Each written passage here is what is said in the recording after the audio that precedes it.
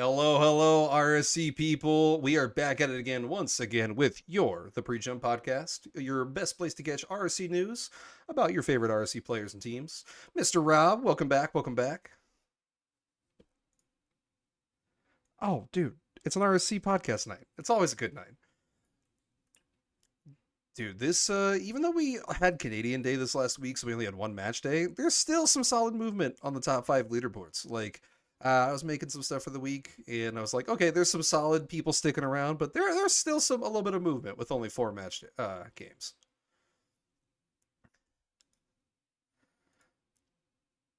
Oh, 100%, my man, 100%. Let's get right into Premier. Starting us off, we've got a tier that has had no shift in the top five. We've got the Crooked Capos still sitting at number 1 at 29-7. The Hurricanes in second place at 25-11. Interstellar in third. Interstellar and Tarbage Crux at the 23-13. And then the Gummy Bears at 22-14. And yeah, I don't know why. Try talking now. I don't know why they didn't hear you at the beginning. Hello. I had a couple people just tell me that they couldn't hear me. Hopefully my mic is working now. I see it's coming through on my end. Blame so I don't production. know. It's been coming through on my end. I don't know what to tell you. Oh, we can hear it now. Okay, nice. life's good. Like I was saying though, all top five teams just killing it, just staying right where they're at. No movement whatsoever. There's been some movement between 6 through 12, but the fact that we've got by match day 9, we've got some consistency going on in the top five. It's kind of new for the season. Well, I think we're getting into that point, right, where you're seeing the good teams really separate themselves. The actual contenders, the ones who are at the top for a reason, are going to continue to push that way. And as we're now 36 games in, you're gonna see teams really making that gap, right? Making that statement that we are here to stay and pushing forward, winning that extra 1 or 2 matches a week, no matter what. Well, for sure. And it's, there might be some movement next week. I know as we're looking through these top five. For Prem, Hurricanes are going through a bit of a rough patch. They're 10-10 in the last 5 match days. And the fact that they're 10-10 is kind of scary because Interstellar 12-8, Tarbage Crux 15-5, and Gummy Bears 14-6 have really closed the gap. They're only 2-3 games back, and if it continues the way it's going, it's only going to be 1 more, maybe 2 more match days, and you're going to see that Hurricanes team drop out of the top 5 potentially. Yeah, I mean, if you're the Hurricanes, you got to be a little bit worried. I for one, I've heard things about Evil just being like the best player on their team and being able to kind of make that difference, right? And that would make sense because that's the team that I played when I was up in Prem, right? When I subbed up, and we were without our best player and they were without their best player. And I am not a Prem player, to be very, very clear, but me subbing in for our best player, says. It doesn't matter. And they didn't have their best player, and we 2-2'd them, right? And I'm a tier min master player. Like, I can play above that, but that's what I am right now. And so that's the team that they might be relying on Evil a little bit too much as we go forward. I did feel like, I mean, Leonis is really good. He stuck out to me, but everyone felt really good. Pause. It was a lobby full of 1800s.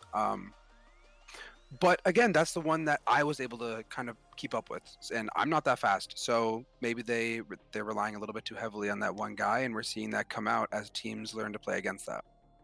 Well, and for sure, I mean, especially once they play really tough competition like the Tarbage Crux, who recently acquired Prada via trade, so they've got Prada and Anti on the same team, the 2 highest SPVs in Prem. It might be, could be a problem. They 2-2'd, I believe, actually. Which is wild. You would think highest SPVs, but maybe they're just don't have the chem yet. We'll see. It'll be interesting to keep an eye on for sure. But that just about wraps us up for Prem. So moving into Master, our next tier. In first place, you have the Tempest staying there, 25-11. Right behind them, your Heinous Henchmen staying in second, 24-12, and then tied, but at third, you have the Chimeras and the Eggplants. Shout out my team. Shout out Nick M. Gavalanche, the homies, 22 and 14. And then you have a three-way tie in fifth right behind at 20 and 16 with the Feta Forgers, Basilisks, Care Bear, and Hell. Wait, nope. I was off. Hell is not with them. I misread the chart. They're 18 and 18 below them. All right. Misinformation being spread today.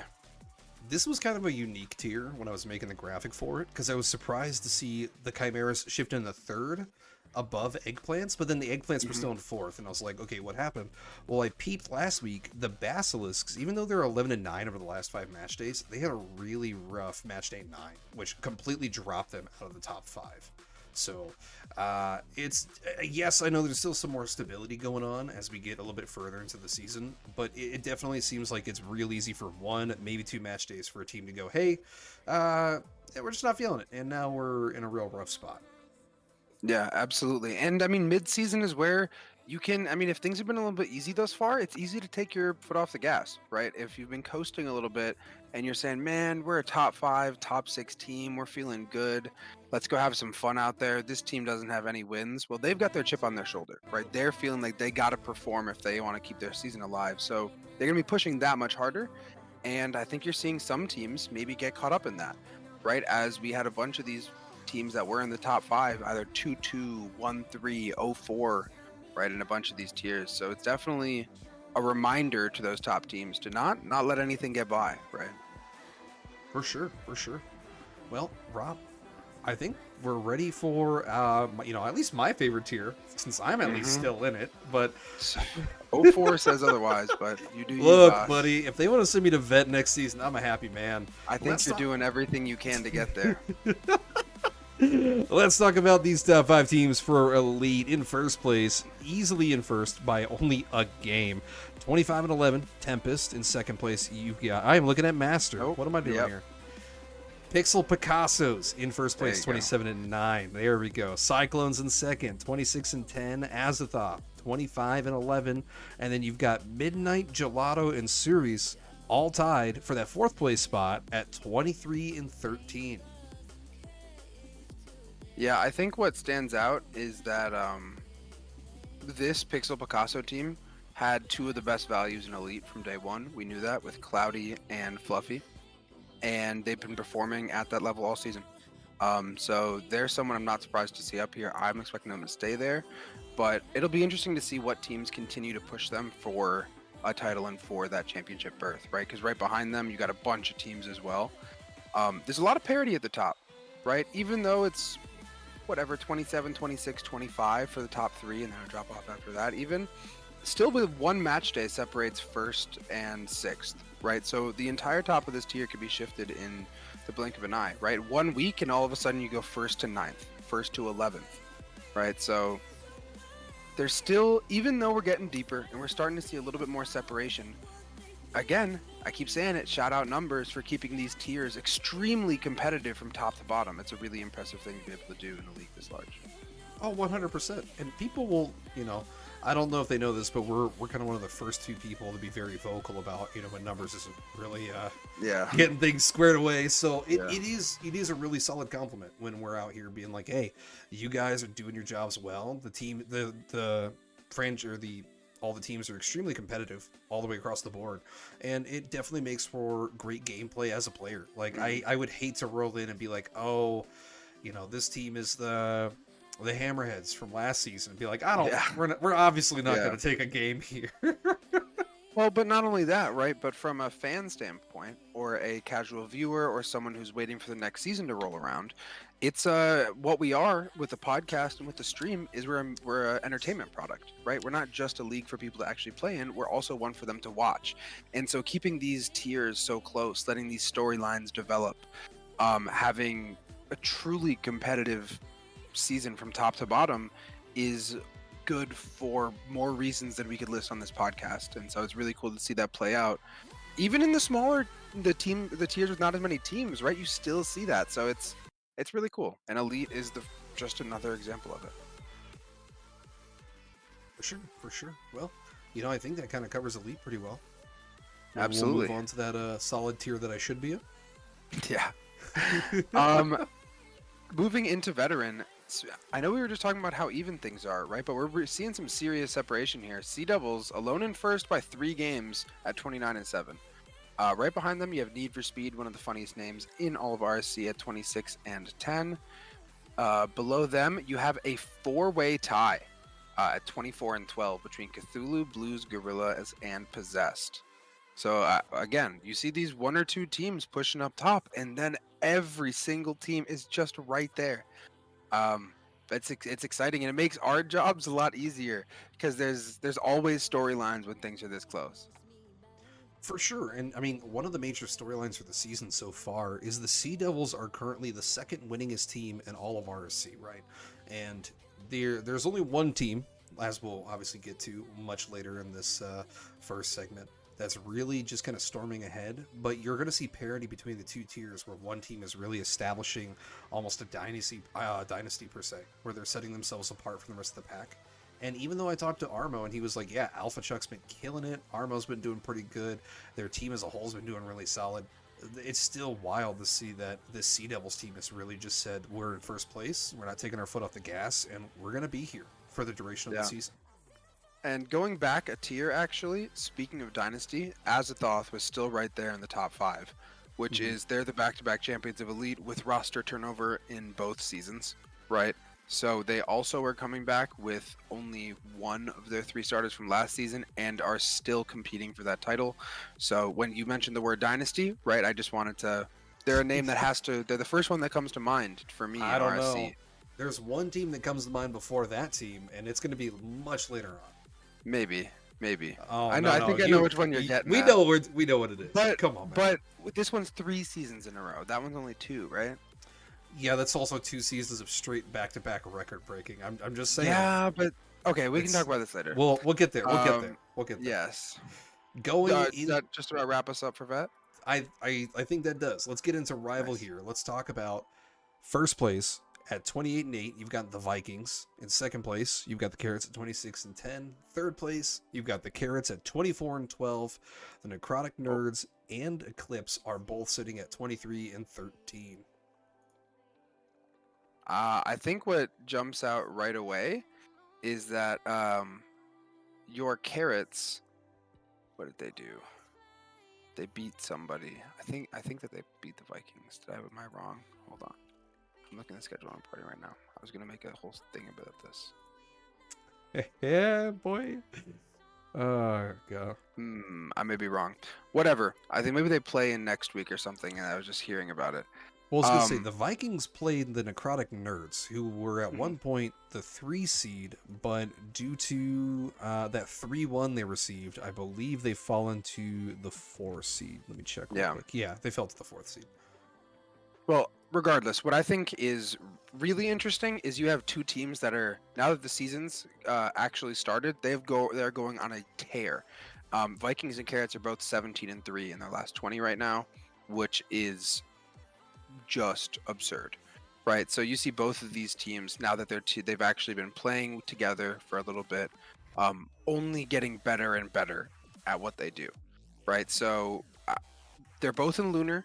We may see a repeat of last season when Polaris and Lunar played in Rival in the semifinals, and it was it went to game 5, right? And then in the finals, it was a sweep for the Hammerheads. So what you may be seeing again is this Lunar division or Lunar conference in Rival. The final may be in the semis, and I do think that these are probably the 2 best teams in the tier, and I'm excited to see how, if they continue to make the statements that they are throughout the season, to see if they are able to be consistent, because that's what will really separate them. Every rival team can have their moment and have their game and maybe catch fire for a month, right? But can every rival team can keep that fire for the rest of the season? And that's what we'll be looking out for. For sure. And I'm glad you bring that up, because match day 10 is actually going to be a good chance for the Carrots to really slingshot into that 1st seed, because the Vikings are going to be playing the Matza Marauders, who are right now sitting at tied for 4th. They're at that 23-13 setting. So if they split 2-2, it's going to be very favorable for the Carrots, who are actually going to be playing the Hammerheads right now that are 14-22. So This could be a Speaking of potential slingshot, the match day after that, they play each other. Right. Ooh. So if you're talking about Let's see if we- the carrots getting, we should try to get that on stream, to be honest. 100%. That's going to be an incredible matchup. I will actually, in this moment right now, reach out to their captain. I think for match day 11, let me double check the master sign-up sheet. Yeah, match day 11, we have a matchup at the 1050 slot between the Bakrug and Barbarians. So it would have to be that 1130 slot, which is going to be really tough. I know a lot of teams just do not want to play that 1130 slot this season. 11:30 EST, right? Yeah. I know that there's at least one West player on, I think, each team. So that might actually, if anyone can do it, they might be able to. But the point that we're getting at is by match day 11, which is 2 match days from now, October 18th, you might know a whole lot more about the top of this tier.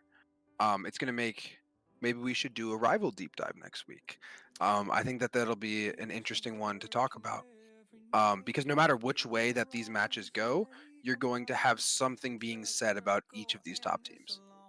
For sure. And I mean, especially once we see them play in that match day 11 setting, we're going to hopefully know really who's going to be the top dog for the tier. Yeah, absolutely. But I think that wraps up Rival pretty nicely if you want to take us into the last of the 32 tier teams. Alrighty, starting us off in Challenger with arguably, again, the best name in RSC, you have Slice Baby at 28-8. Right behind them, you have the Toucans at 27-9, Abyss and Sole Possession at third at 25-11, and then a 3-way tie. Interesting. Top 3 are Solar, next 3 are all Lunar, at 24-12 between the Low Starfish, Penne Patrol, and the Zombies. So right away, right, that jumps out to you. You have a 28-win team, a 27-win team, and a 25-win team, each of which would be the number 1 seed in Lunar. All are in Solar, and 2 of them are in the same division, actually. So one of those 2 teams, one of the teams in the top 3 record in the tier is going to be a wild card, most likely, at the end of this season.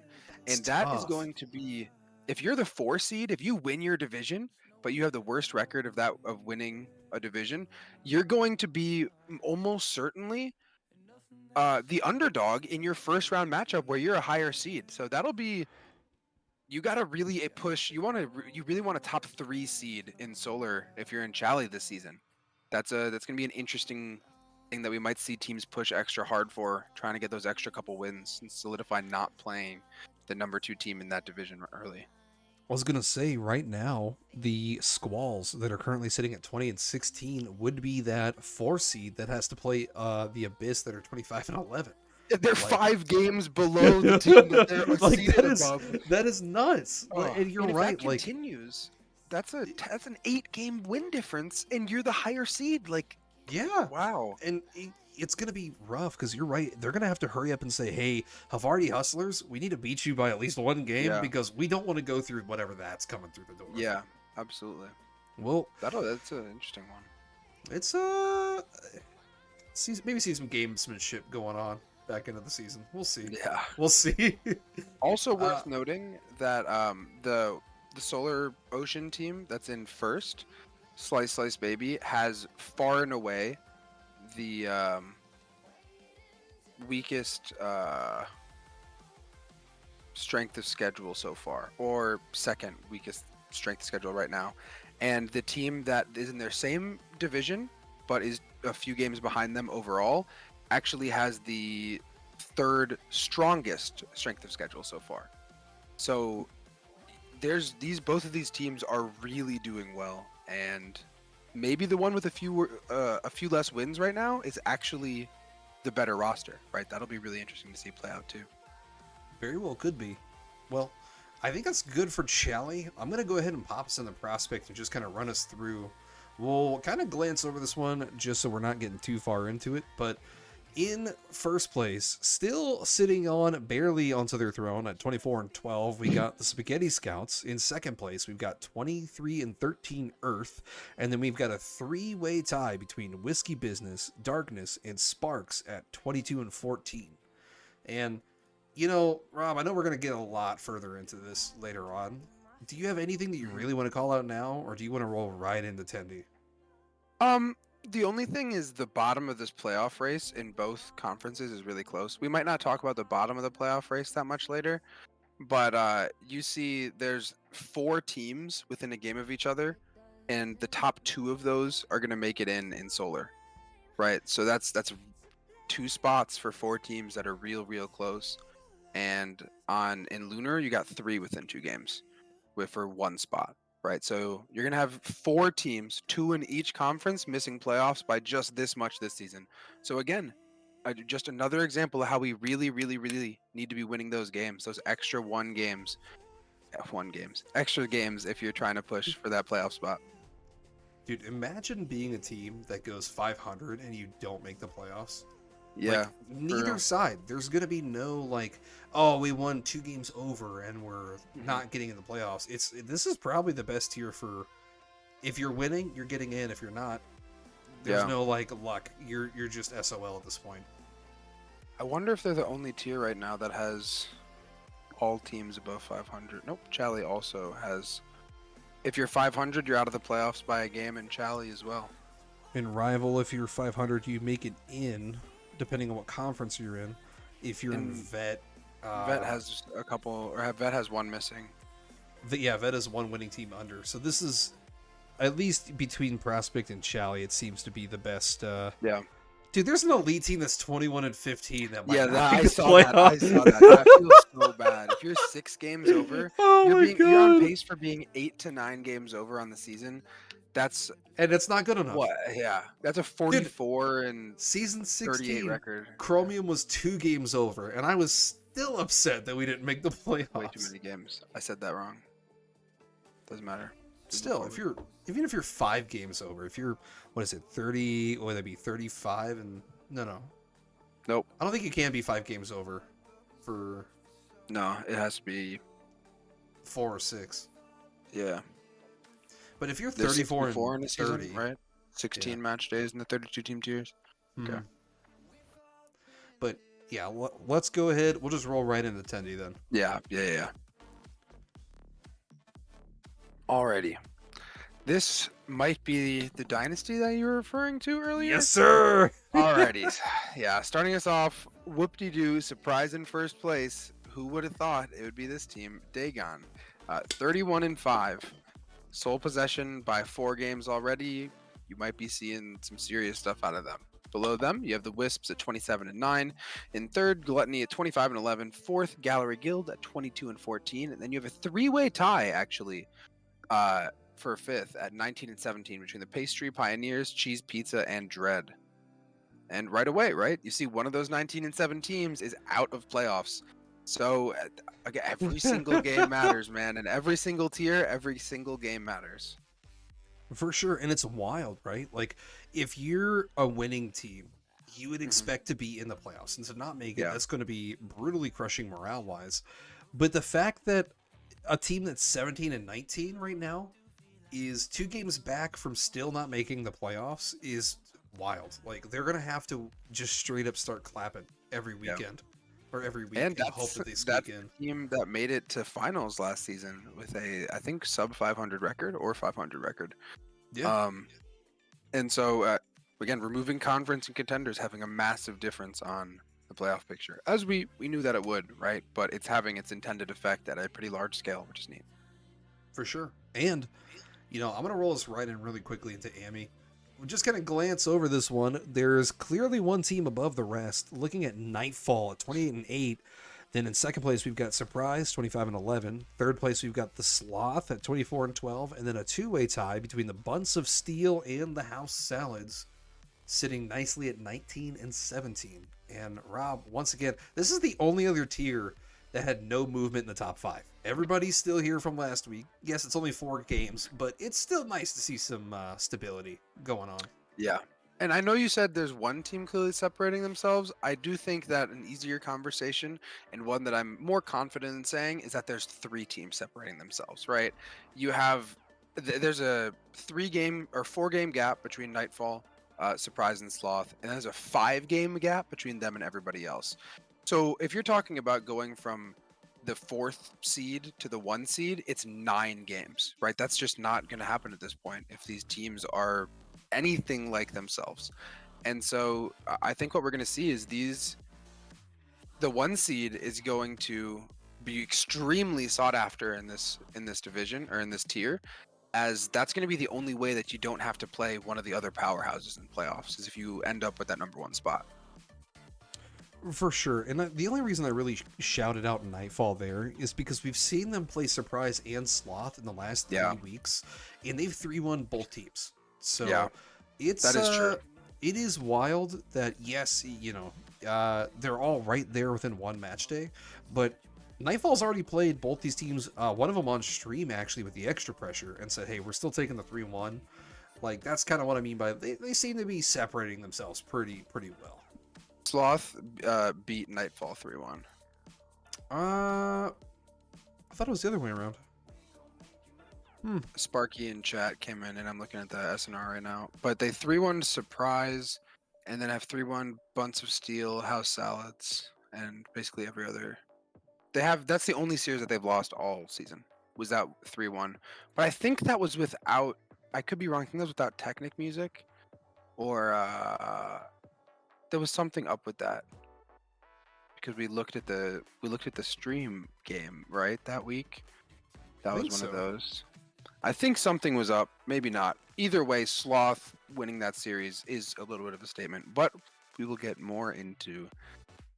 I mean, I guess we can get into that later. I was gonna say it's the right time. That's actually right now as we shift into a little bit of some Ammy content. Yeah. Well, I guess Sparky in chat's as good of a way to start off talking about this tier than any. Started off with an MVP combo, boss. I think it's going to the guy in chat. I think Sparky's running away with it. They are number 1 in goals, MVPs, points, assists, 2nd in shots and saves, and number 1 in cycles and hat tricks. Number 1 in RPV by 10, on a top 3 team, really pushing for that number 1 spot, and kind of has all the boxes checked, so I think it's kind of Sparky's to lose moving forward. I think that is the one award you don't want to get in Ammy is the MVP, because last fair. 2 seasons have been Your Girl Is My Side Hoe and Chelsea Acacia for MVPs coming out, or at least best SPV, best stats going into the voting session, because both got first rounded in the playoffs. Neither one of them was able to actually scrap their way into the finals and then take a chip. So I wonder if the curse strikes back for a three-peat, or if we're going to see potentially Sparky go ahead and break the curse. Well, so the other thing about that team, right, is I don't believe that the players that you mentioned had other players producing at a high level. But the Sloth also have a player with a 77 RPV and a player with a 58 RPV, right? So it is a full team of 3 that is producing, just with 1 clearly leading the way. But I do see exactly what you're getting at, right? Like Nightfall has the number 2 and number 3 RPVs, right? So like those really high stat players, the ones who are putting up numbers night in and night out, they have 2 at the very top, with an 87 and an 83. And what you're getting at is sometimes having multiple second bananas is better than having one good banana. Oh no, dude, I was just getting at the fact that for some reason the 1 seed crumbles for whatever reason. Well, also if you have sorry, go ahead. If you have 1 player putting up all the numbers, right? Like when you have an entire team that is skillful lock in, sometimes you see that fail at a playoff level. It's weird. I don't know what it is, if it's just Ammy or what's going on, but like Ammy has this weird curse where if you're the 1 seed going into the playoffs, somebody either can't make it, they DC, they've got internet issues, or because like last season that's what happened to Brass. They had a player who just straight up couldn't make it. One of their best players just couldn't make it, and then they lost. And then the 3rd seed ended up making it all the way. Skill issue, I guess. Have a better 4th man. I don't know what to tell you.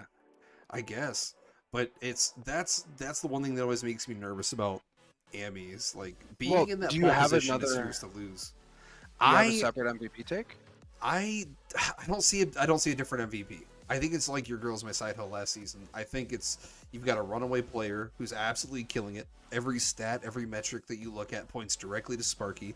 And at the end of the day, I mean, it's probably going to be Sparky. So I do see. So Technic Music, right, is the Mm-hmm. player leading the way for Nightfall, who has that #1 record. They're on pace. Their wins, if they've played 29 games. Um, if they have played 36, the rest they're extrapolating that they're on pace for a 30-6 record right now. And so that would put this team, what, 6 games ahead of Sloth? And extrapolate that a little bit farther, and then you say that they end with an 8 to 10 game lead at the end of the season, and this player is the only one within 10 RPV of them. I could see Technic also, or even Fabo right behind that player at an 83 on Nightfall. Either of them, if they start really carrying a little bit more of that load moving forward statistically, I could see them making a push for that #1 spot. Very possible. I mean, like we talked about, there's a lot of teams that are right within striking distance. Yeah. And I mean, within I talk about them a lot, talking about Elastic from last season. They went from 6th to 3rd in the span of the last 2 weeks. So, I mean, realistically speaking, we could see Bunts of Steel, House Salad, or Sacrificed get a couple really good winning match nights, and suddenly Sacrificed is 26 and 18. And now they're, top 3 team.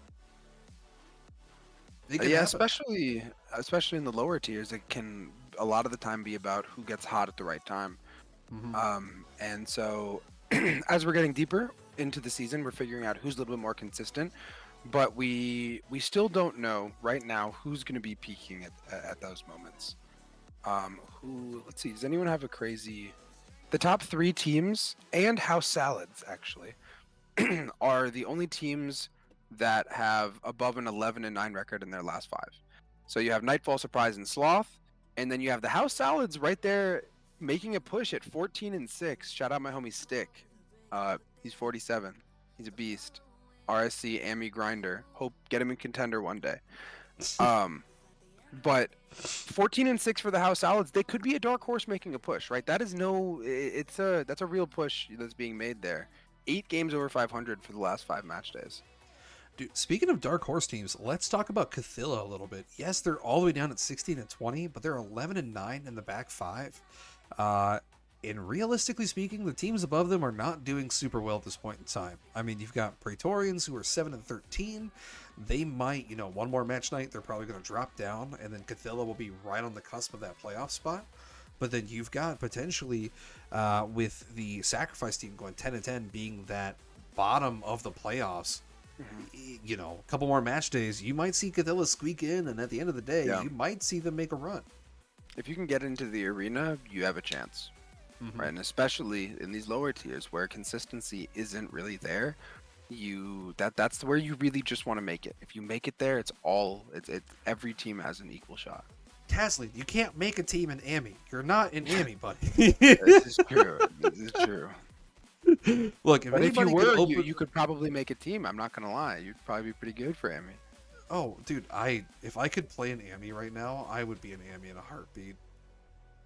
04 and Elite, you might be there next season, man. Dude, send it. Just send it. Let numbers know I got 04 and Elite, and that's why I deserve to be an Ammy. I wouldn't fight against it. I would never. Is there? We've talked about some dark horse teams. We've talked about MVPs, and we've talked about who's doing well recently. Is there anything realistically, or I guess anyone realistically, that you're looking at and going, "Hey, this could be a sleeper MVP pick"? Not really. I think when you have these 3 teams, when you have these 3 teams so clearly pushing ahead of the pack win totals this early and so consistently, that the MVP is realistically going to come from one of those 3 teams. And I mean, you could see it from TSG Icy, or I mean, that's the player on Oh no, that's also Sloth, so that would be a Sparky's team. Surprise. So nice block, 7-8-9-6. Could make a push for it, right? As they're also the highest producing player, the best player on one of the top 3 teams. But I think it's going to come down to, realistically, I said that 3 times in this monologue, but Altered Sparky or Technic Music. Do we don't have like is it top 3 teams only, or is it top half for potential MVP Oh, candidates? it's top half. I just think that it's going to come from one of the top 3. Well, I don't see an MVP coming from a team that's 6 games behind. We saw it from Raichu last season in Ammy. They were 6th seed. They got really hot towards the back half of the season, got a lot of wins, and squeaked into not only the playoffs, but also the MVP conversation. Didn't they have the #1 RPV last season, though? Weren't they like... RPV? I don't think so. I'm pretty sure Your just, Girl like, Is My ahead of them? Side Hoe was number Oh, was 1. it Raichu who got it? Over It it? might have been Raichu then? who got it, but they were at this point in time in Okay. the 6th seed last season. hmm So, I mean, realistically, you could see a player like... Stop saying that. I already said it too much. You could see Getsu Choppa or Nobu Osaka. Both teams are kind of towards the middle of the pack. Make a push, get really hot towards the back half of the season, and then squeak into not only the playoffs but the MVP conversation and steal it. Mhm. Considering you and I both know MVP conversation also comes down a little bit to Yeah, a popularity. little bit to likability. I will say, if Altered Sparky is already this active in the server where he's joining the podcast and whatnot, like they might be one of the more popular players as well. So True. that would also go in their favor. True. Well, do you have anything else you want to hammer out for Ammy, or do you think we've covered it pretty well? Oh, who do you have winning it all? Oh, that's a great question, Bob. I think that I have Nightfall. Personally, I think that it's either going to be Nightfall or Sloth. I know Surprise is right there record-wise. They aren't really putting up as many numbers. Their players are 7th. Hold on, this is on my screen. Sorry, their players are 6th, 12th, and 20th in RPV, and that's good, right? But is that if your #1 is 6th and then your #2 is 12th, that means that your first and second player are 6th respectively at that role. If you were doing whatever. Point is that they aren't putting up numbers right now like a top team, so I think it really comes down to Sloth versus Nightfall, and I think Nightfall having 3 players putting up crazy stats. I think team games win. I think defense wins championships, and I think defense is played by teams, and I think that they give me the most convincing argument right now. All right. I am going to take the deepest possible underdog that I can realistically take No without shots. actually hating myself. I'm going to take House Salads. Stick! I'd be so down. Stick Dude, is the homie, man. They are 14-6. Wait, do you mean Sticks? No, STYK. I think he's on the house. STYK. Okay. I was going to say, because there's sticks on Bunts of Steel. That's why I have you caught off guard. No, but House Salads, they're 14-6 in the last 5. They've had a really solid time where they've started getting hot. They struggled a lot in the beginning because they were what is that? First match week they were 5-12. Oh wait, no, not 5-12. I have it up on my screen. 5-11. They're 4-12. 5-11 through the first 4. 4-12. That's rough. I mean, it's a rough start, but they really. Oh, rebounded. it was because Stick missed the first 2 match nights. Yo, there it is. Let's go. But The for truth sure, comes I mean, out. this team's getting hot. They're getting hot at the right time because they've only got I think it's 13 match days for Ammy. So What makes you pick them though over the teams that have been doing it all because it's season? the and are Ammy producing at a curse. It happens all the time. The 1 and 2 seed just implode. Well, what about the 3 seed then? That's Sloth. That's the one that has the likely MVP. I don't think I've seen this before. Where all 3 of the top seeds were right neck and neck. Where there's only like last season you had Brass, and you had Cathilla. You have 3 top teams. I'm just gonna lump them together and call them all Implosion Patrol. Oh god. but I gotta take the underdogs here. I think it's gonna happen. But that's all I've got for Ammy. If you've got anything else, we can go into it further, or we can go into the boss lab and My talk about a internet quick cut out. question. I'm back. Oh, you're back. I never even lost you on my end. Perfect. Yeah, I couldn't hear anything. My computer just froze for like 30 seconds. Fair. I was We're saying back. we've covered everything in Ammy pretty well. And for the most part, I don't have anything else. We talked about underdogs. We talked about MVPs, MVP underdogs. We talked about who's going to win it. Are you ready to move on from Ammy, or do you have anything else you want to hammer out there? The final point I'll say is, as we're talking about teams that could make a push, right? You have Praetorians 1 game out of playoffs. If you look at their, oh no, actually that's terrible for them. They're done for. Their future opponents' win percentage is 63%. Yeah, I thought that was past opponents' win percentage. No, they're done for. Never mind. No, these Sorry, back 4 matches are going to be if they no, turn you're never over, done for. You're 1 game out of playoffs. If they turn it around, playoffs off that, they're my favorite. It's got to be them. That's why I said Cthulhu, because Cthulhu's been 11-9, and their future schedule is only 4-6-5. They play Nightfall, Bunts of Steel, House Salad, and Surprise, which is just like that's all of the teams that we said will win. So good. If they come out of that gauntlet and are in the playoffs, they will be my pick to win it all. And if I forget that, please send me a clip right now. This is the time, though, where you're going to see teams like that who are looking at the back half of their schedule and going, I don't know if we're going to win it. Like, we're really stuck. And there's not a lot of free agents in Ammy. Yeah. So, like, you're going to see a lot of these teams who are kind of on the cusp, who are like, well, we might not make it. Go, well, maybe we should chop it. We'll get rid of a couple of our best players, get some picks out of it, and just try to regain for next season. I don't see them, like, really making a solid push to, Yeah. But or maybe they go all in and go through the gauntlet and dominate. I'm all for it. I think that'd be sick. If they do it, I'm right there with you. If they squeak into the playoffs, I'm putting all my money on them. Let's go. Let's go. I've never bet on a game with channel points. I will bet all of my channel points on them. For sure, for sure. Let's talk about a little bit about the Boss Lab here. So I want to bring back events committee, but under a very impactful person who's got their hand in a lot of things. I'm talking about AGM Winter, WNTR.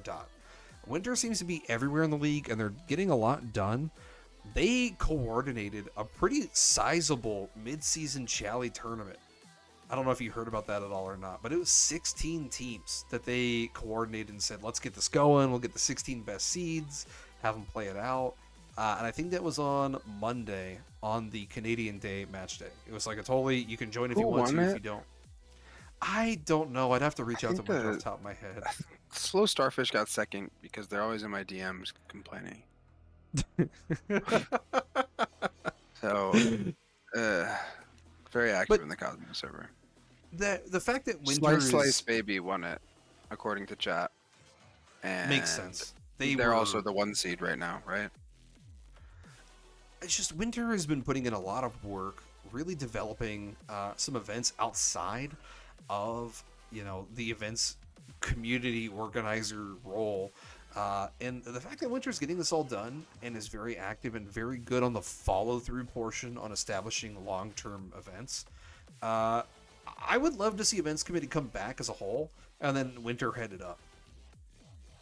Yeah, I think that we just, as long as it gets revamped, I'm cool with it. I think that what it's been for the last, I really like, maybe I was just not involved in anything, but like maybe I think it's an issue that I didn't know if there were things going on and I just didn't get in them because of that. But like I haven't been able to do like literally a single RSC event thing, and I would really like to.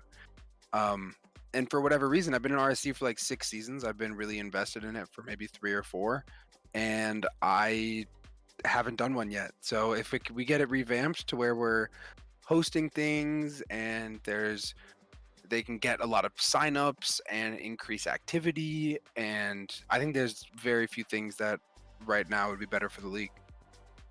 True. I mean, and realistically, if you're events committee head, you got to do 4 things in a season. You need to make sure all-star games are organized, taken care of, and put through. It doesn't really need to be streamed, but as long as it's taken care of and you know who your all-star game champions are. Number 2, a mid-season tournament. It doesn't need to be one tier. It could be multi-tier. It can be Rumble, for fuck's sake. It can as long as there's a good size middle of the season tournament, especially when we have these holidays that people are like, I still want to play. Like, I still want to get some games in. Like, figure it out. And then get a couple show matches. Like, one towards the first quarter of the season. Maybe get 2 teams that aren't scheduled to play that are really high in the tier. Mm-hmm. And then the second show match can be 3 quarters of the season or even off season, and have it be in between tiers like we did this last off season. I think that'd be neat.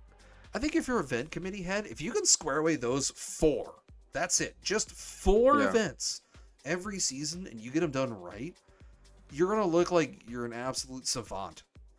The other thing is that's like 1 a month. Yeah. And that's assuming that they don't come up with any of their own, right? Or there's not some other thing or other RSC things going on. So I would say it's a pretty feasible amount of things. That'd be really neat. Yeah. And then if it's that frequent as well, right, then even if I miss one, it's okay because there'll be another one happening next month. And it's, oh man, I missed this one, but I can make sure that I make the next one. Whereas right now it's, oh man, I couldn't do that. I wonder if I'll get the opportunity to again. For sure. So, I'm going to probably have to put that in as a serious suggestion and just go from there. Because I've already talked to Winter. Winter's down for it. Winter's like, yeah, I would do it. Like, so we'll see. But I think this brings us to probably one of the most interesting times of the night. Let me go ahead. Let me bring Miss Laben in here. Laben, what's up? What's up? How's it going? It's going all right, It's just nice Saturday morning, or afternoon, evening, whatever time it is. I know, right? Like, it's just crazy that you forgot, who's who and what's what. Exactly. It happens all the time. We don't talk about Thursday. Thursday, it was all over the place. So let's do some talking. Let's talk about doing a deep dive here of this prospect here. And first off, welcome. Second, let's talk about some comments that were made last week. Let's talk about these frauds. Call them what they are, boss. I'll happily talk about my prospect team all day long. We didn't even mention them. We said the word frauds, and you knew exactly where we were going. What does that say? Yeah, because I saw that clip, Rob. Because I saw that clip of you and Tech talking about it. Yeah. Listen. Following up that claim with a 1-3, Listen. You following up that claim with a 1-3. Laben, you told me you were going to send that Tech 4 clip straight to your team and be like, hey, use this as motivation. You need to use this, go into the next match night, kill it, and prove them wrong. Because, they've done it before. Last season, Tech 4 said they're not even going to make the playoffs. And then they straight up had that clip in their team chat. And they were, replaying it on the daily. They were like, we're going to prove Tech 4 wrong. How dare you count us out? What happened? 1-3 on Wednesday. Listen, at this point, I think I hyped it up a little too much because, not gonna lie, I was in there every single day talking about it. I think that I got it into their heads a little bit too much. However, don't get me wrong, they were playing a good team. The team they were playing is still a good team. Let's see. They were playing Pepperoni Pizza. Their record's 21-15. That's not a bad team by any means. That's a team where either you can win 3-1 or you could lose 1-3. It's as simple as that. Unless you're the best team in the tier. Even if you are the best team in the tier, people still lose games over here. They're not losing series, though. Dagon hasn't lost a series in Tendy yet. That's true. They've 2-2, but they haven't lost one. That's just crazy, to be honest. You got the Hammerheads that's just pretty crazy. Oh, yeah. I think they 2-2'd Lacuna. That was their low point. Okay, first off, that Hammerheads team, that's just unheard of. We can't even compare them. I mean, my prospect team is still 24-12. That's unbelievable. true. That is That they are nothing in compared to that first Hammerhead place. team. Yeah. Well, all right. So enough. Now that we've done enough shit talking to Laban here, let's used to it at this talk. point. Let's start it off with MVP of the tier. Now, Laban, you are obviously in prime spot to homer for your team, as most people traditionally do. But realistically speaking, if you were to pick one player right now, where let's say the draft is starting over, you get to redo this season, is there any player where you're like, I need that person on my team? I don't think so. I think I am very confident in my team. I will be honest. Boss, I talked to you this a little bit earlier in the week. I did say that I wasn't sure about one of our pickups in the offseason. I wasn't entirely sure in Avex. I wasn't sure if that was going to stick or if we were going to have to change that. However, continuing through the season, he has improved so much and that team worked so well to the point where I have full confidence in not only him, but the entire team around him as well. Oh, 100%. And he's a killer. Like, I knew him before the season. You know, we've been friends for a hot minute. Avex is by far probably one of the most stone cold killers I know. Like, he will, all right, I lost. I'm going to go hit the training pack. Like, I'm going to come back. I want to beat you. Exactly. And overall, the entire team is that way.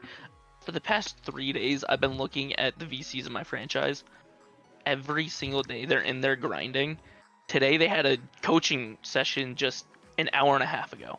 I looked, and they're in there with a coach, getting a coaching session after only 1-1-3 loss. 24-12 team, already hopping in like, we gotta get this figured out. We gotta hammer it out. Just trying to improve any way they can. Rob, who are you taking? Because I think we're both thinking the same person. My here. MVP? Yeah, who do you think is gonna be? So it actually depends on if they can hit the games played threshold. Okay, so we are thinking the same person because I'm thinking Slolo, but I'm worried that they're not gonna have enough games played for the season. Yeah. If it's not Slolo, then you have a ton of players, or Slolo or Trav, their teammate, right? Then you have a ton of players right there statistically, which is very, very, very uncommon for a tier. I don't know who I would go with. Probably whichever one gets the most wins at that point. Whichever one leads their team to, I don't know, the #1 record, or makes a serious push from 6 seed to 2 seed or something of that sort, where they are the reason that their team is ending really hot. It's 60% of the games, right? I believe so, yeah. So how many did they play? They've played 20, and I think prospects 12 13 match days. 13. There's 13 match days. 13. So 42 games. They need to play 60% of 42. 42 a tenth is 52. 4.2. 52. So 52, It's 52 times games. 0.6. They need to play 31.2 games. So 32 games need to be played. they only need 3 more match days. They'll get it. How many match days are there left? There's 4. Yeah, 4. Okay, just played match day 9. They'll get it. They will likely hit that number. They only have to play 3. And for perspective, Laban, I don't know if you actually have these pulled up or not.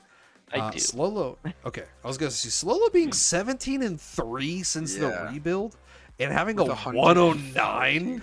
Yeah. No, look at the RPV, because they have 118 IDR too. Like, it's not that's just nuts. offensively driven. No, they are Slolo. First off, big shout out to Slolo. Slolo has been a big supporter of the podcast since like day one. But Slolo is absolutely crushing it in prospect. They've played 4 less match days than everyone else, and already lead the tier alone in hat tricks with 5. Yeah.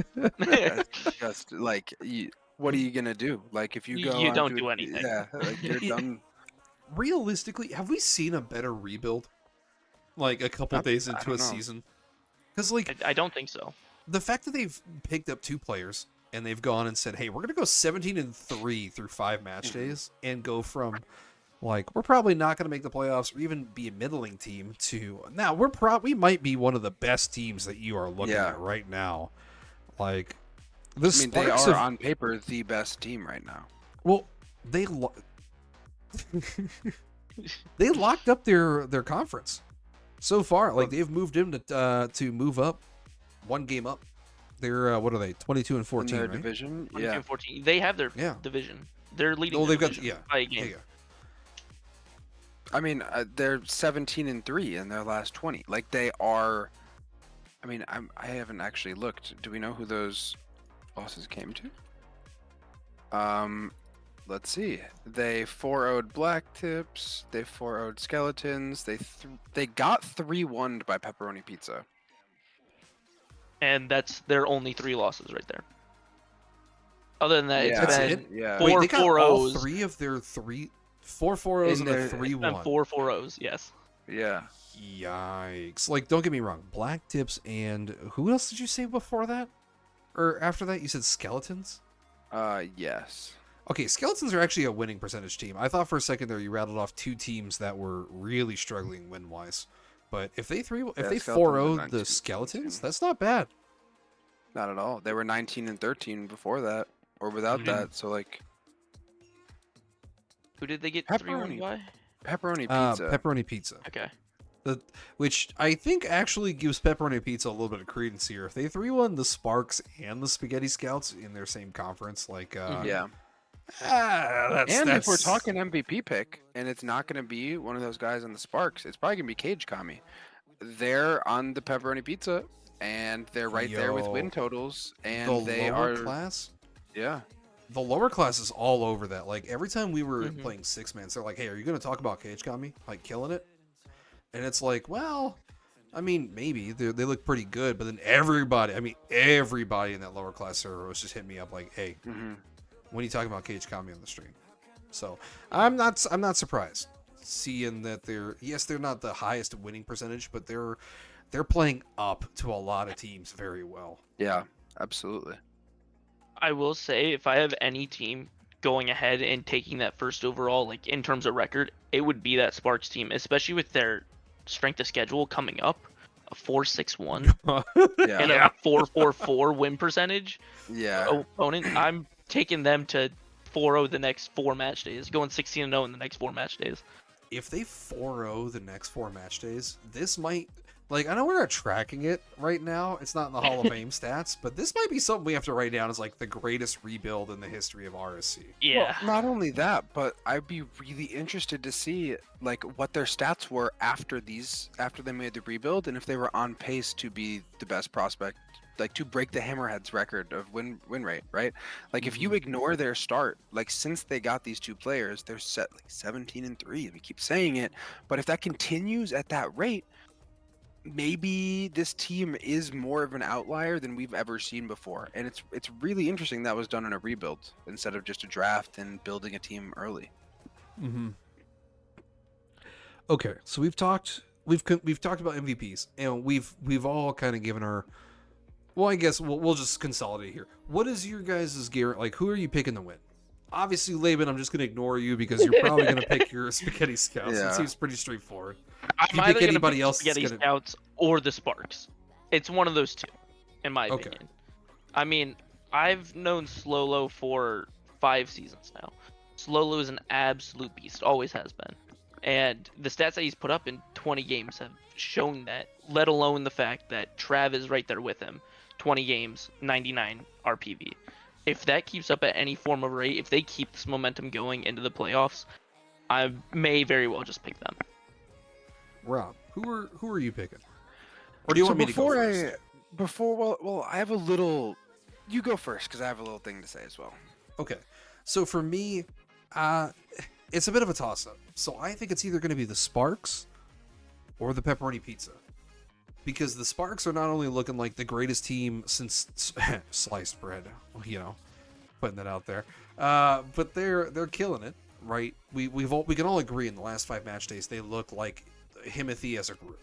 But at the same time, when you look at Pepperoni Pizza and the fact that they've 3-1 the Sparks, they've 3-1 Spaghetti Scouts, they're beating these teams that realistically should be winning these series. Pepperoni Pizza might be that team that people just look at and go, well, they're not winning all the regular season games. They don't look that great. And then they just steamroll through the playoffs like Azathoth last season. Yeah, that's fair. I wouldn't put it against them. On to the Robalog. Rob monologue. Rob If you didn't monologue. get it. Let's go. Yes. Okay, so Gemini, right? They're not my pick to win it, but they are someone who I think can make a real push. They are 19-17, and you're saying, man, how are you picking a 19-17 team? They are 15-5 in their last 20. So you're talking about making a rebuild, right? Like, yes, the Sparks are 17-3, but this team is only 2 games worse in their last 5 match days, and they are 3 games behind. So they started just as poorly and came back just as strong. And so if the Sparks weren't doing what they were doing right now, I think we'd be looking at Gemini in a slightly different way. Not only that, but the teams that we've mentioned today as serious contenders, the Spaghetti Scouts, frauds or not, right? They're in first place. So there's someone, regardless of what you think, there's someone to watch out for when talking about contending. You have the Sparks, and we've talked about Pepperoni Pizza. Those are all teams in Lunar. The Gemini are in Solar. So there are teams ahead of them right now, but none of us seem to really think that numerically there's someone to run away or really be the strong favorite of the Solar Conference. Them being 15-5 in their last 20 is only worse. It's tied with the Spaghetti Scouts, and the Sparks are the only team better in their recent games. So they're up there immediately with the top teams and how they've been performing. They've got this player named Zynox, who's played for 3 teams this season, and he's now the captain of Gemini, and he has an 88 RPV. Right? Only played 15 games, but if this is able to keep up, we're talking about a team with an all-star MVP caliber player making a serious push. They have another player at a 74 RPV, and then they have another new player named YT Refuse, who's 4-0 in their one series with this team. That said, they've gone 12-0 against 3 teams that are all 500 or below in the last 4 match days. So it could, again, fraud or not. Maybe we make that a segment. Fraud or not, I don't know. But it is something to keep track of as they're making a crazy push and have recently made some changes to their rosters, and they're just corrupt into playoffs by 1 game with this insane push. My pick to win it all, though. Series. Yeah, I didn't actually pick anybody. My pick is the Sparks. Fair. My only issue with your Gemini thing is their strength of schedule is pretty difficult. They're not in playoffs yet. They're 1 game out of playoff. They're 1 game in right now. They're 1 game in playoffs. Yeah. One but game it's super close. There's 2 teams 1 game behind them right there. You have Undead and you have Detention Demons. Undead has a worse strength of schedule upcoming, but Detention Demons has an easier one, and the Sperm Whales have an easier one. So that's something you really got to look out for. Now, if they're able to push through that, then I completely understand what you're saying. I agree with you 100%. But you'd have to see if they are going to be able to push through that strength of schedule moving on. This would be a great example of when we could do fraud or not. Do you think that they're going to be able to keep up winning at this rate? Do you think they're going to get through this hard part of their schedule? Fraud or not? And then we can go into I think that's a good segment idea. Honestly, I think that's a great segment name. I like that you bring it up though, because like rebuilds never get enough love. You know, a lot of people just expect, like, if you're not, you know, if you weren't great in the beginning, you're not going to do great in the end. But like we've seen it before, where a team that's not in the top 3 seeds turns around and says, "I'm just going to slaughter my way through the playoffs and just get a chip." Like I brought it up before, I'll bring it up again. The Azathoth last season, I was casting that Elite Finals, and I was expecting to see Great Whites coming through that channel, because it was like, dude, it's the Great Whites. Duh. Like, they're 53-11 at the end of the season. I was like, dude, it's easy. This is the easiest bet in my life. And then I see that shout out Treco, by the way, because he had them and the Hammerheads in the same season last season. It's unbelievable team building. And that Moose team just, like, the fact that they stomped through the playoffs, got to the finals, killed Metal. I was like, okay, what just happened? And I think that's, Gemini has a chance to do that same storyline of like being like, oh yeah, we were garbage at the beginning, we rebuilt, some dude who's been on 3 different teams now is our captain, and we just clapped our way into playoffs, and now we're here, we give us a chip. Like that, that's a nuts storyline to follow as a caster. Like, it's so easy to get hyped behind it. I know as a viewer, at least, it's so easy to follow and be like, oh yeah, dude, this team, The underdog story. This is the underdog story of the season. And I wouldn't mind if Gemini went the distance. I don't personally think they are. I think Sparks are going to be that team. But Gemini has that easier road. True. Right? True. So, and right now they have the number 3 RPV player and the number 11, right? So that's 2 really high-level players right now. Can they keep it up? I don't know, but you don't have any monsters like the Sparks right now, and they seem to be with the stats that they're putting up all over on the over on the solar side. For sure. And I think that's where it's going to be an interesting playoff run. Like we can speculate forever about, oh, look at this stat, this person's probably going to make it, but I'm ready to just see it. We've only got 2 weeks left to go. I'm ready to just see the playoffs at this point. Oh, worth mentioning. Oh, never mind, not worth mentioning. I was like, whoa, dude, all the teams are in the 2 divisions at the top. All the teams in the playoffs are in 2 divisions, but there's only 2 divisions. But not as cool. Prospect. Never mind. But I mean, I guess one of them has to have at least 3 teams in, so it's not worth mentioning either. Never mind. Go ahead. I want to ask just a question here for Laban. So Laban, for a lot of our viewers at home, they're actually watching currently the only win from Wednesday for your team. I was very nice. I put up a winning replay. How did your team handle adversity through the comments made by our casters? How do they respond mentally going into match day 9? And then realistically speaking, do you think that even affected it at all?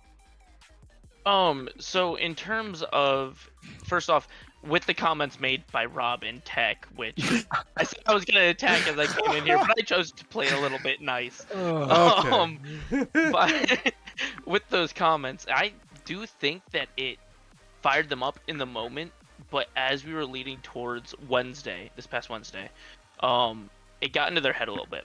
They started to feel the pressure. And that's on me. They didn't even know what happened for the most part. I think one of them knew that it happened. But I brought it up. I hyped it up to a certain extent. And I'll take the ball on that. No, you made it a Laban thing. You made it so you could come on the podcast. That's like a pro Shaq thing. Like that's like Shaq being like, "Oh, this person didn't sign my autograph. I need to be upset." Like that's. I made it let's get it in, let's show them they're wrong type of thing, putting too much pressure on that team. Now I do believe they can handle immense pressure. Yeah. But I think I did hype it up a little bit too much than I needed to, which I'll take the full blame for. And then going into the match day, like I said, got into their heads a little bit. It did still go, so the games were all winnable. I think 2 of the 3 losses were 1-goal games. One of them was in overtime that they lost. They won the other overtime game, which we're watching right now, which they were able to squeak out. I think easily this could have been a 2-2 in their favor, or possibly even a 3-1. But sometimes you're not able to clinch out those wins that that you should be able to get. It is what it is. Move next. And I mean, moving on from that, even though they did 1-3 this week, they're constantly trying to get better. I haven't seen a negative single thing through their text chat whatsoever. All it's been is, we had an issue this past week. Let's get it fixed. Let's move on. Let's keep on rolling throughout this season. Let's make sure that we are that number 1 team. I'm glad you rolled right through the first question and through my second question of how is your team going to do next week and are they going to rebound? I'm glad you just rolled through both of them for me. Did I? Yes! Well, I think it's worth mentioning that the team that they played was also not a bad team. No, right? not whatsoever. Pepperoni pizza. Oh, not at all. Not at all. So, pepperoni pizza, we've given a lot of credence on this show so far. And I think that, you know what, even if you can have an off night and lose to a good team by playing some mediocre Rocket League, it doesn't even need to be bad. So it might not have even been the pressure. There's a chance that they just got outplayed by a good team because they had an off night, right? So I think that I hope that I didn't make them lose. No, it wouldn't have been your fault. It wouldn't have been your fault. Good. You My guys goodness. were. I'm going to be honest. Even though you used the fraud word, you guys were still fairly Yeah. tame. I've seen some Yeah. other leagues before be like straight up rolling into conversations about teams being like, "No, this team's total garbage." Like, I don't care if Yeah. they're like number 1 seed. Like, they're gonna lose out the rest of the season. Cut 3 of them now. Like, I've seen franchises be like that. But like, well, you guys were fine. You guys were fine. Nice. Well, I mean, even rolling into the last 5 games, they're 15-5, like you brought up earlier. They were chilling. They were playing teams that they were able to beat. They were what, 14-12 or 14-2 going to that game. Mm-hmm. So I have full faith in them. I think that, like you said, possibly just an off night, because off nights are inevitable for every team, and they're gonna bounce back, and they're still the number 1 team in Well, prospect as of and right now. they have a pretty weak strength of schedule for the back half of the season. I mean, they have what, 465 is the win percentage for other teams. I mean, that is, Yeah. I'm not calling that a cakewalk, but that's the like fourth lowest in all of prospect. Like, realistically speaking, out of the 20 teams, the fact that they're 4th lowest strength of schedule, they should get a lot more wins for these back 4 match nights. Yeah, I mean, they play Funnel Webs on Monday, 18-18 team. Then who do they have? Skeletons. Where are they at? Then they have Skeletons, who are 17-5, or sorry, 19-17. So I mean, they do still have decent schedule. Like, the next 2 games aren't exactly going to be cakewalks. They're still going to face some adversity in those next 2 games. After that, they do have 2 pretty easy games as far as I've seen. Next 2 games. Match day 10, they play the Funnel Webs. They're 18-18. Yeah. They're middle of the. That should be a 4-0. They're 18-18. That should be a 4-0. They may get a 4-0. 4-0. They may get a 3-1. Either way, I do think they're gonna win, whether it's a 3-1 or a 4-0. 4-0s are a lot harder to come by If they than you don't think pull they off are. at least the 3-1, if they 2-2, I was the one person on last week's podcast who was like, maybe they're not frauds. You know, like they're maybe not. And I'm just saying, if they don't get at least a 3-1 against this Funnel Webs team, like, please, just don't What, prove Rob accept right. that they're a bad team? No, I'm not Just gonna don't just prove accept Rob's that. right. No, don't worry. Knowing them, I mean, like I said, they were doing a coaching session as it was today, even after they lost 1 series, and yet they're immediately like, let's fix it. I don't think they're gonna lose that. We do. Is your franchise coach exceptional? I don't know. What's their winning percentage over the last 4 years? For the Oh my gosh. They didn't just 0-4 in Elite, probably. I'll tell you that. Hey, I did my darndest. I had an 83 You did your SPP. best. But if you did your darndest and it was an 0-4, is that someone that you want coaching anybody? I don't know. The Ammy contending and prospect teams for Bakery are doing pretty good this season. All right, Laban, I got a couple questions for you too. Go for it. How do you feel about pushing for the saves and saviors record right now?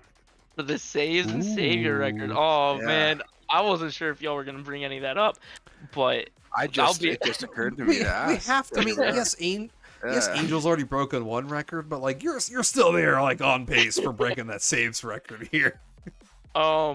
So I doubt that any of my teammates are watching right now. I don't know if they are. They very well may be, but they would attest to the fact that in games I'm constantly like, wait, I'm a save farm. Like, we're up 3 goals to none. I'm like, all right, I'm gonna start farming some of these saves. Up 3-0 with a minute left. I'm like, I'm gonna play back in defense, make sure I get a couple of saves on my record. I mean, let's see, what, Wednesday I had 8 saves as it was, with like 7 goals on top of it. I'm really pressing for this. This is something that I want really bad, to be honest. But you do know like who you play Monday, right? Oh, trust me, I know. That's the one thing I'm really excited for. High shooting team like the Vikings.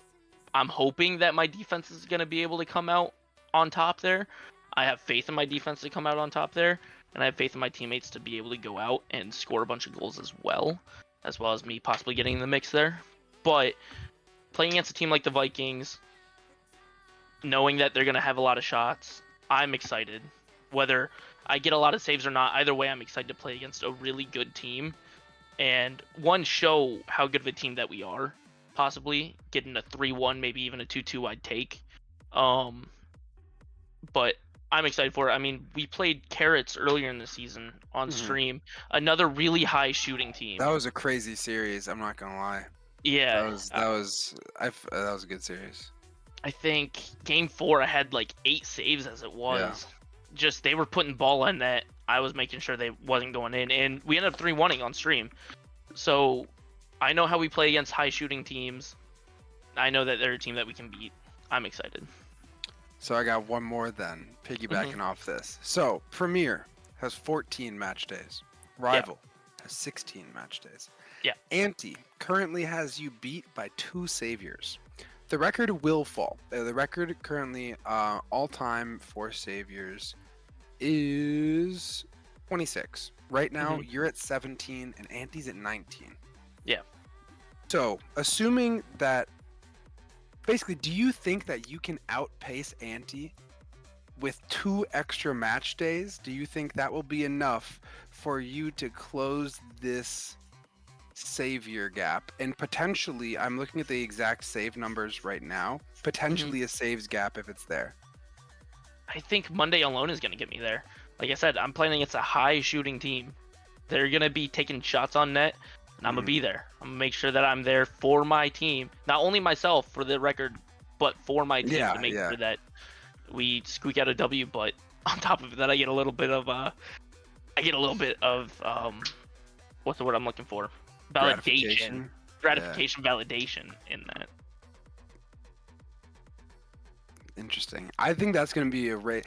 I'm excited to see if either of you break it, which one of you breaks it, and which one gets on. I mean, you're probably both going to break the respective records, right? But it'll be cool to see. There's kind of an unofficial record for the most in RSC history when it's like goals scored, but it's the most of anyone's had in any tier. Like, it's extra cool. So I'm interested to see how that ends up between the two of you. So I've actually looked at it quite a lot. Not gonna lie, knowing how many saves I've gone in, it's actually pretty official. Where is it? I'm trying to find it right now. It's Single season player record, 133. Yeah, season 14 by Slop. By Slop. Yeah. What? I'm at 80 after 84. This past match day. I'm at 84. Yeah, that record should probably fall.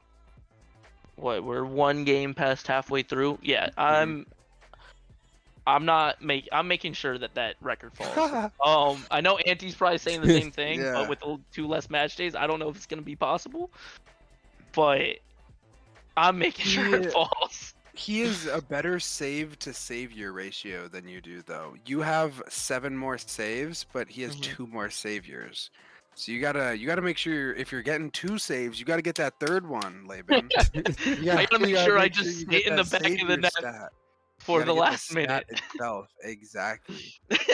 Now, Laben, I've only got one last question for you before we kind of wrap things up here.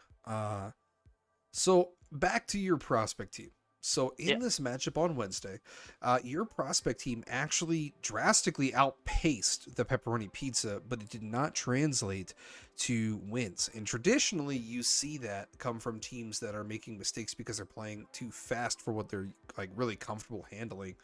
For perspective, Led Tasso had 1500 pace, Avex 1487. Insane Fox 1446, and then it goes Raisin Bran from Pepperoni Pizza at 1444, Cage Kami at 1427, and then Benjamin W at 1411.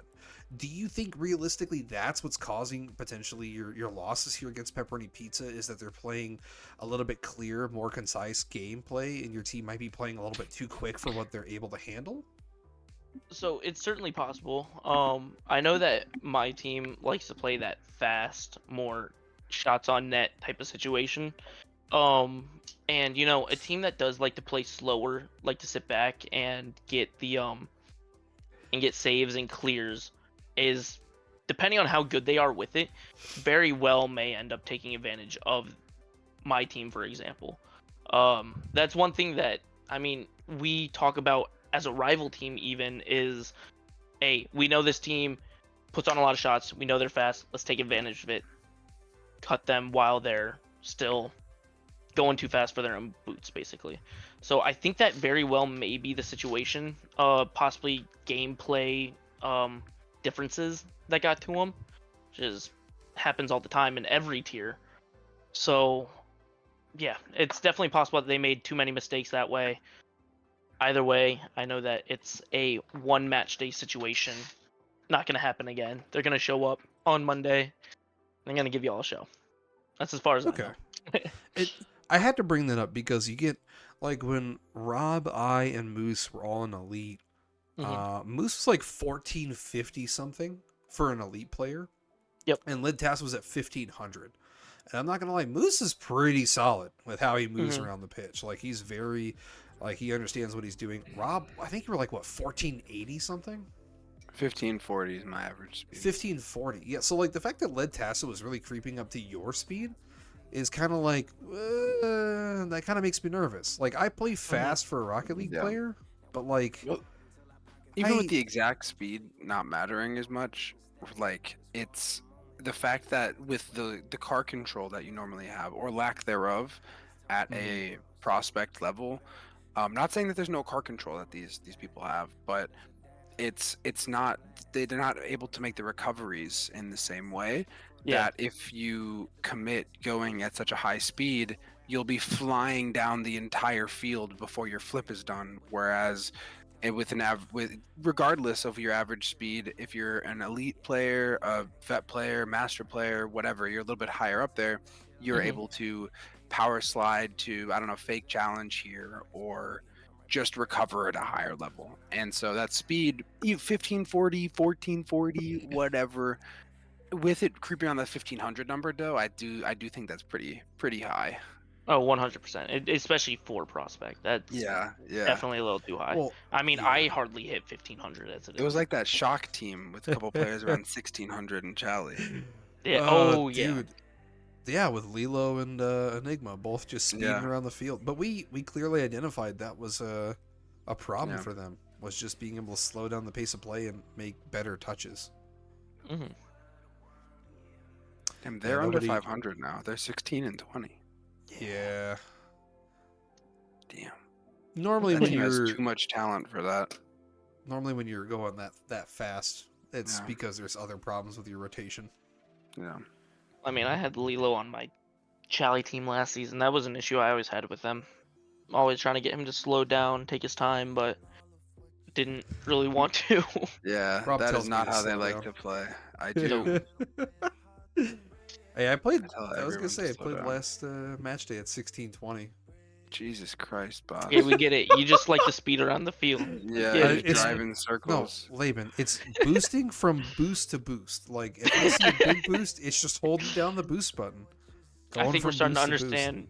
I think we're starting to understand why that team got 4-0'd now. You were just going boost to boost. 100%.